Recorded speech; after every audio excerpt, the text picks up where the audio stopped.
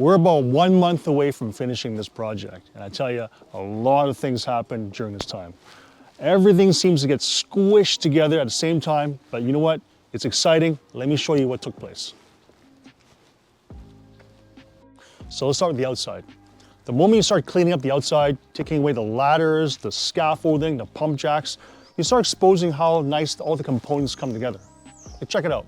The metal, the soffits, stucco, the siding, they all start piecing together, giving you the nice elevation that we're intended to build. Then you start making room for the walkways and the hardscapes and all the landscaping that you can start putting in. Without the pump jacks in the sides, we're able to pave ourselves walkways. It's at this point you can start arranging for your gutters and all the miscellaneous, the fencing stuff, that just can be installed without getting in your way and subject to damaging. Next, the railings and the glass, the sensitive areas, those can be installed. Basically everything on the outside can be finished. Your condensing units and then your garage and anything to do with the outside can basically be finished at this point, right? The last thing you want to do is leave the outside all muddy and messy and then have a chance to track it all back in the house. So I like to finish the outside and the inside at the same time, but try to get the outside finished first before the insides. So over the course of the last 2 weeks, we had a multitude of trades coming in all at the same time, including cabinet guys, countertop guys, all the electrical, plumbing, HVAC, sprinklers, low voltage, everybody just crams together to finish the place off. It's at this point where you want to be productive and constructive and not destructive. What I mean by that is, check out the stairs, right?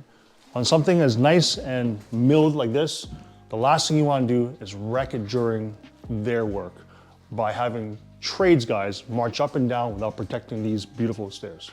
So while we have all this traffic in the house, it's always important to remember to protect the work that you've already finished building.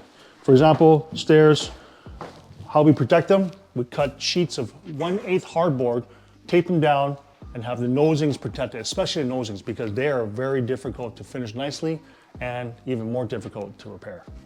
So at the finishing stage, I like to sequence a job in a certain way. Let's talk about that. So during these times, I like to finish off areas which are most sensitive. For example, the bathrooms. So one of the rules I like to follow is to get the washroom areas finished first. Why do I do that? Now, look at this small space, okay? Despite the small space, you have a lot of activity that takes place in here. Plumbing, electrical, tiles, there's glass guys, there's hardware installs. Why not just finish these areas first, and if any repairs that need to be done afterwards is easy to identify, because during the finishing stage, it can be pretty chaotic inside the house. So get these areas done first, move on to the rest of the house. Now the second area of emphasis are the kitchen areas. Now, this is where you put together a huge amount of information. Not only do you have to have all the spaces to accommodate the millwork, but the millwork has to accommodate all the appliances, and the appliances that accommodate with the sinks, and all the receptacles and all the lighting, everything in the kitchens has to be perfect. So this is the true test of how well you had followed your drawings, your shop drawings, how you instructed the trades, and how you laid out every single measurement for the final product. The last focus is just the general areas, okay? General areas are pretty easy. Doors, baseboards, every house is gonna have them. It's actually very similar. It's just a matter of planning and basically your colors and making sure all your hardware is in place. But it's a very easy part. It's a very enjoyable part of the process, because this is where you see things all come together and you see things done very quickly at this point. So the place has to look good, but not only look good, it has to be compliant. So during the next couple of videos, we'll be going through areas we watch out for to make sure we meet the code requirements. That way we can pass a final inspection in one go.